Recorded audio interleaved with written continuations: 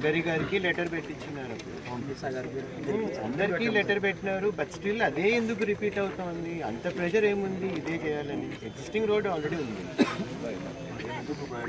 ఆ రోడ్ నుంచి existing road అలైన్మెంట్నే consider చేయండి ఇచ్చారు.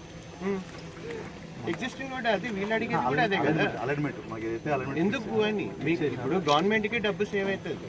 ఇప్పుడు ఎగ్జిస్టింగ్ రోడ్ వాడుకోవడం వల్ల గవర్నమెంట్కి డబ్బు సేవ్ అవుతుంది. మరి అయినా కూడా ఎందుకు డబ్బులు ఎక్కువ పెడతామంటున్నారు, అది తిప్పి చేస్తామని అవసరమేముంది దీంట్లో? బట్ స్టిల్ ఈవెన్ లొకేషన్ చెప్పిన తర్వాత కూడా పాదయాత్రలు ఆయన హామీ ఇచ్చిన తర్వాత కూడా దాన్ని చేయాలనే మాట ఎందుకు వస్తుంది? క్లియర్గా ఆ రోజు వీళ్ళందరూ వచ్చి కలిశారు, ఆయన గట్టిగా హామీ ఇచ్చారు, అందరి ముందు అందరి సమక్షంలో హామీ ఇచ్చారు.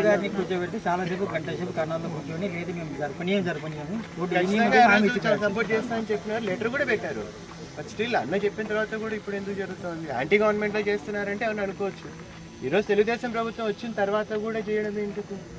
మనకు మొన్ననే అది ఆరు నుంచి అలైన్మెంట్ ఏదైతే మనం ఫిక్స్ చేశారో ఏది ఫిక్స్ అవ్వలేదు. మీరు ఆ సర్వే కోసమే మీరు ఇప్పుడు వచ్చినారు. ఫిక్స్ అయితే మీరు సర్వే ఎందుకు చేయాలి? ఇప్పుడు మీరు ఎందుకు మీరు ఇప్పుడు చేస్తున్న పని ఏంటి? మీరు ఎందుకు చేస్తున్నారు?